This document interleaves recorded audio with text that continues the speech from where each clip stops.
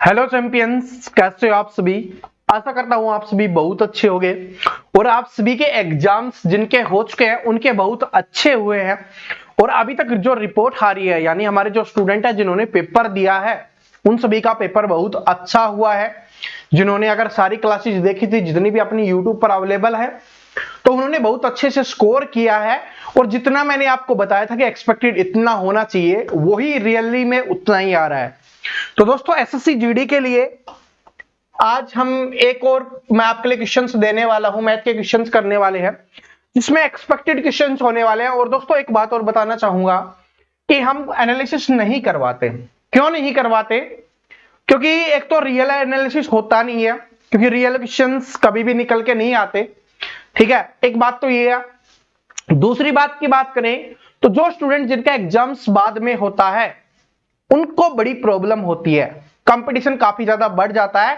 इसलिए एसएससी ने भी मना किया हुआ है। एसएससी ने खुद बोला गया है कि आप पेपर का एनालिसिस नहीं करवा सकते, तो इसलिए हम कभी भी नहीं करवाते हैं।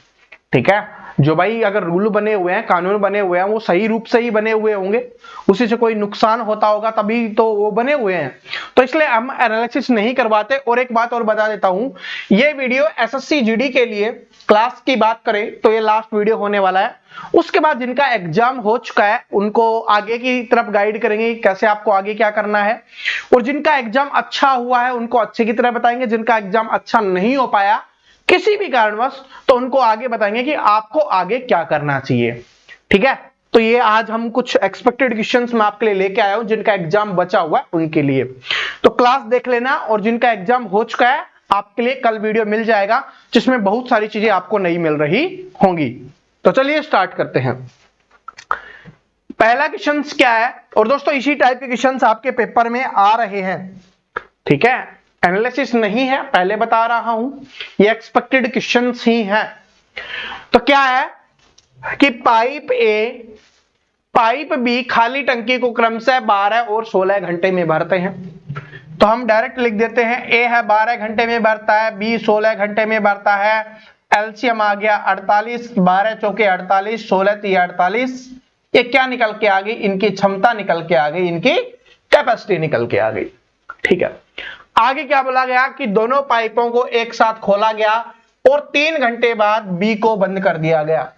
यानी कि 3 घंटे तक दोनों ने एक साथ काम किया है। 1 घंटे में दोनों कितना काम करते हैं, कितना भरते हैं? 7 भरते हैं। क्या आपको दिखाई दे रहा है ना, 4 ये और 3 ये, 7 भरते हैं। तो 3 घंटे उन्होंने काम किया है, तो 1 घंटे में 7, तो 3 घंटे में उन्होंने भरा होगा 21। कुल था 48, उसमें से 21 माइनस कर लेंगे तो कितना आपका बच जाएगा? 27 आपका यहां पर बच रहा है कि 27 बचा हुआ है। उसके बाद बी को बंद कर दिया गया। आगे है कि टंकी के बचे हुए भाग को भरने में पाइप ए को कितना समय लगेगा, कितना घंटा लगेगा, ये आपको बताना है। और ए 1 घंटे में कितना भरता है? 4। बचा हुआ कितना? 27। 27 को 4 से हिसाब से भरेंगे तो कितने पे जाएगा? 4 छिकी 24, 3/4, 6 सही 3/4 घंटे का समय लगेगा बचे हुए को भरने में। तो ये ऑप्शन नंबर सी आपका यहां पे करेक्ट आंसर आ जाएगा। इसी क्वेश्चंस को टंकी के जगह आपको काम और समय के नाम से दे दिया जाएगा। तो काम और समय में हो जाएगा, नल टंकी का है तो नल टंकी का। ये वही है कि कोई छोड़ के चला गया काम को, तो बचे हुए काम को जो बचा हुआ है वो कितने दिन में पूरा करेगा, उस टाइप का क्वेश्चन ही है। इसको इस तरीके से नल टाइप जो टंकी है उससे पूछ लिया जाता है। आगे चलिए, ये क्वेश्चन है आपका एज का। देखिए क्या है कि 5 वर्ष पहले ए और बी की आयु का अनुपात कितना था? 5:8। तो ए और बी ऐसे लिखते हैं। 5 वर्ष पहले की बात कर रहा है तो हम ऐसे लिख देते हैं ताकि हमें पता चल जाए कि 5 वर्ष पहले अनुपात था कितना था? 5:8 था। उसके बाद क्या है कि अब से 10 वर्ष बाद, अभी वर्तमान की बात हो रही है, यहां पर वर्तमान आ गया, यहां पर वर्तमान आ गया, उससे 10 साल बाद तो क्या हो गया? अब से 10 वर्ष पहले, तो यहां पर लिख देंगे 10 वर्ष पहले। अब से 10 वर्ष बाद, पहले नहीं सॉरी बाद, 10 वर्ष बाद उनकी आयु का अनुपात कितना था? 8:11 हो जाएगा। अब देखिए स्टूडेंट क्या होता है कि यहां से 3 अनुपात इंक्रीज हुआ, यहां से 3 अनुपात इंक्रीज हुआ, तो इसके लिए मैंने आपको बताया था कि समान इंक्रीज हो रहा है। लेकिन यहां पर क्या है कि ये वर्तमान वाली लाइन है, इससे 5 वर्ष पहले का है और इससे 10 वर्ष बाद का है, तो दोनों को जोड़ देंगे, कितना हो जाएगा 15। अलग अलग होगा तो सिंपल भाषा में याद रखें, तो अलग अलग होगा तो जोड़ देंगे, सेम होगा तो घटा देंगे, क्योंकि अगर पहले पहले होता तो घटा देते, तो या बाद बाद होता तो घटा देते। यहां पर पहले दिया हुआ है और यहां पर बाद दिया हुआ है, अलग अलग है तो जोड़ देंगे। तो 10 और 5 15 वर्ष। 15 वर्ष में कितना इंक्रीज हो रहा है 3, यानी 3 अनुपात का मान हो गया 15 वर्ष। क्या हो गया 15 वर्ष। 1 अनुपात का मान हो जाएगा आपका 5 वर्ष। अब आपसे जो पूछा है उसका आंसर निकाल देना है। क्या है कि बी की वर्तमान आयु क्या होगी। आप इस वाले से करो, इस वाले से करो, दोनों से सेम आंसर आने वाला है, जिससे आपका मन करे आप उससे कर सकते हो। 1 अनुपात का मान 5 है तो 8 अनुपात का मान कितना हो जाएगा 40।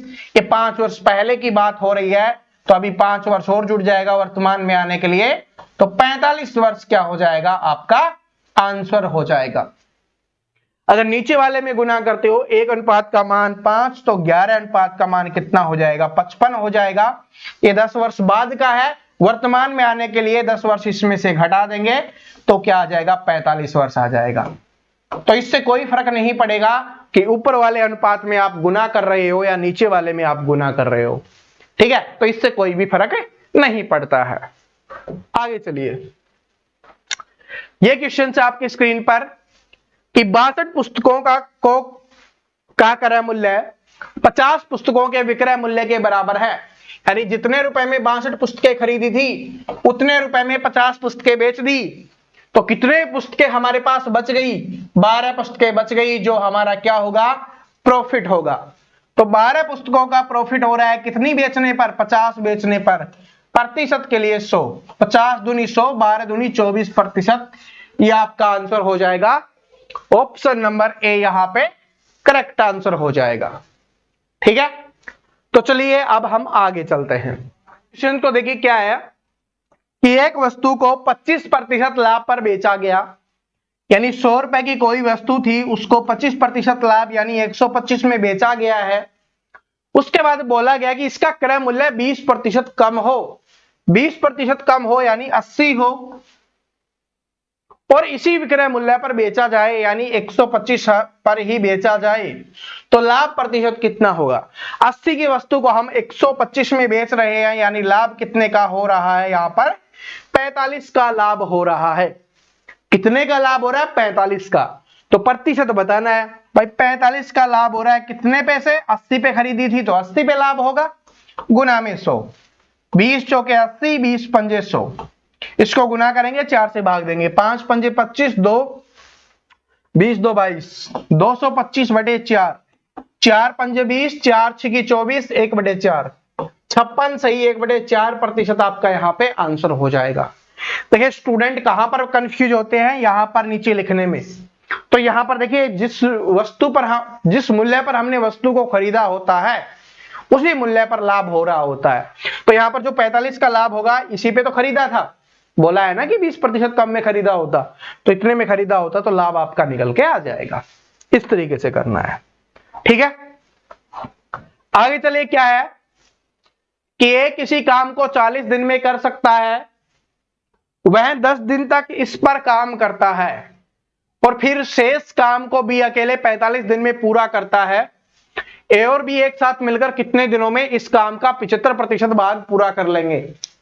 बहुत ही इंपॉर्टेंट क्वेश्चन है, बहुत ही शानदार क्वेश्चन है कि यह किसी काम को 40 दिन में कर सकता था।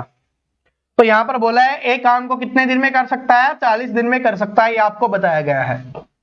लेकिन वो 10 दिन काम करता है और फिर शेष काम को बी अकेले 45 दिन में कर देता है। यानी 40 दिन का काम था, 10 दिन काम करने के बाद उसने छोड़ दिया, तो कितने दिन का काम होता उसका 30 दिन का काम, और 30 दिन के काम को बी अकेले कितने दिन में कर देता है 45 दिन में। तो कुल काम को कितने दिन में करेगा, एक काम होता 45 बटे 30, 40 दिन का काम था तो उसको कितने दिन में करेगा, ये करते हैं 0 से 0, 15 चौके 60 दिन। तो बी कुल काम को कितने दिन में करता, 60 दिन में करता।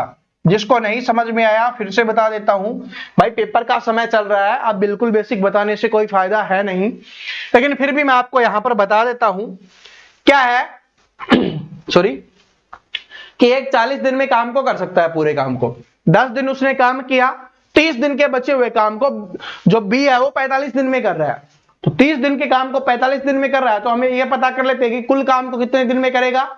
तो कुल काम वो 40 दिन में करता है, तो 30 दिन का आपको पता है 45 में कर रहा है, तो 40 दिन के काम को वो 60 दिन में करेगा। तो अब पता चल गया कि बी कितने दिन में करता है, 60 दिन में करता है। ठीक है, अब देखिए क्या है, ए और बी एक साथ मिलकर, तो इनकी कैपेसिटी निकाल लेते हैं। पहले एलसीएम लिखेंगे, टोटल वर्क तभी निकलेगा, कितना आ गया 120, 40 थी 120, 60 दूनी 120। एक दिन में कितना काम करते हैं ये दोनों, 5 काम करते हैं। लेकिन आपसे बोला क्या गया है कि कितने दिनों में इस काम के 75% भाग को पूरा कर लेंगे। पूरा काम नहीं करवाना, 120 काम उनको नहीं करवाना, 75% पूछा है। तो क्या करेंगे, 120 का 75 निकाल देंगे, 25 × 75, 25 चौके 100, 4 × 120, यानी कितना ना काम हो गया, 90 काम हो गया। 90 काम को करना है, 75% होगा ना, कितना हो गया 90, 90 काम करना है। एक दिन में कितना काम करते हैं 5, तो कितने पे जाएगा, 5 × 5, 4 बच गया, 5 × 8 40, 18 दिन क्या आ जाएगा आपका, यहां पे आंसर आ जाएगा। बात समझ में आ गया। तो इस तरीके से पेपर में आएगा, तो इस तरीके से आपको इसका सॉल्यूशन कर देना है, और जो स्टूडेंट ऐसे कर देगा उसकी बात बन जाएगी। आगे चलिए, अगला क्वेश्चन क्या है, ये वाला क्वेश्चन देखिए क्या है, ये एक दुकानदार अपनी वस्तुओं पर क्रय मूल्य से 25% मूल्य अधिक अंकित करता है, यानी 100 रुपए की वस्तु है तो उस पे वो 125 अंकित कर देता है, ये बोला गया है। उसके बाद क्या करता है, 30% की छूट पर बेचता है। अब इस पे 30% की छूट दे रहा है, तो इसका 30% कितना हो जाएगा, निकाल लीजिए भाई। 125 का 30% निकाल लो, या डायरेक्ट 70% निकाल लो, उस पे वो बेच रहा है। 0 से 0, 5 दूनी 10, 5 दूनी 10, 5 पंजे 25, कितना आ जाएगा, इसको काटेंगे, नहीं कट रहा, कोई दिक्कत नहीं है, नहीं कट रहा तो इसको गुना कर देंगे, कितना आ जाएगा, 25 आता, 5 आते 35, 3 14, 3 17, 175/2 है, तो कितना आ जाएगा, 2 × 8 16, 2 7 14, 87.5। किसमें बेच रहा है, 87.5 में वो बेच रहा है। उसके बाद क्या है, तो उसका लाभ या हानि प्रतिशत बताओ। भाई यहां पर 100 में खरीद रहा है, 87.5 में बेच रहा है, तो क्या हो रही होगी, हानि हो रही होगी। अब हानि कितनी होगी, इसमें से 100 में से 87.5 माइनस कर देंगे, 100 माइनस 87.5, और ये कितना आ जाएगा, 12.5 आ जाएगा। इधर 5, 9 में से 7 गया 2, और 9 में से 1 गया 8, 9 में से 8 गया 1, 12.5, और 12.5% क्या होगी, हानि होगी। क्या होगी, हानि। तो इसलिए हानि आंसर हो जाएगा। क्यों हानि होगी, क्योंकि 100 में खरीदा, 87.5 में बेचा, तो हानि होगी कितने की होगी, 12.5 की। तो इस तरीके से आपको सॉल्यूशन कर देना है। आगे देखिए ब्याज वाला क्वेश्चन है कि निश्चित धनराशि समान वार्षिक साधारण ब्याज दर से 4 वर्षों में इतनी हो जाती है, 7 वर्षों में इतनी हो जाती है। 7 सालों में कितनी हो रही है, 11,484। 4 वर्षों में कितनी हो रही है, 9,648। तो जो अंतर आएगा वो कितने वर्षों का होगा, 3 वर्षों में।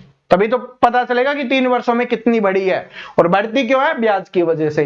तो निकाल लो, यहां से आ गया आपका 6, ठीक है, 7 में से 4 गया, कितना आ गया 3, यहां से आ गया आपका 8, और यहां से आ गया 1, 1,836। कितने सालों में, 3 सालों में। तो कर दो, 3 6 18, 3 1 3, 3 दूनी 6, 612 रुपए। ठीक है, 612 रुपए 1 साल का ब्याज मिल रहा है। अब बोला धनराशि ज्ञात करो, या तो 4 साल गुना करके इसमें से घटा दो, या 7 साल का गुना करके इसमें से घटा दो। तो 4 साल से गुना करेंगे तो कितना हो जाएगा, 2448 हो जाएगा, ये ब्याज मिला होगा, और इतने में से माइनस कर दो, आपका आंसर निकल जाएगा कि 9,648 में से 2,448 क्या है, ब्याज है। तो 0, 0, 2 और 7, ठीक है, ये क्या हो जाएगा 7200 रुपए आपका आंसर हो जाएगा जो ऑप्शन नंबर 1 में दिया हुआ है। ठीक है, तो दोस्तों ये कुछ एक्सपेक्टेड क्वेश्चंस थे, इस टाइप के क्वेश्चंस आपके पेपर में आ सकते हैं, तो मैंने आपको बता दिया है। और जो भी अपनी क्लासेस जिन्होंने देखी है, बहुत अच्छा स्टूडेंट स्कोर कर रहे हैं, आप सभी के जो कमेंट आ रहे हैं, और जिनका पेपर हो चुका है या जब भी होता है कमेंट करके जरूर बताना कि आपका स्कोर कैसा रहा। तो जिनका जैसा भी रहा है कोई दिक्कत नहीं है, आने वाले समय में बहुत सारी वैकेंसी आपके लिए आ रही होंगी। अगर आपका पेपर अच्छा नहीं हुआ है, किसी कारणवश नहीं हो पाया, तो कोई दिक्कत नहीं है, आगे फिर से तैयारी कीजिए और अच्छे से तैयारी और अच्छे जुनून के साथ तैयारी कीजिए। ठीक है, मिलते हैं अगले वीडियो में, उसमें हम डिटेल से इसके ऊपर बात कर रहे होंगे। Thank you so much, all the best.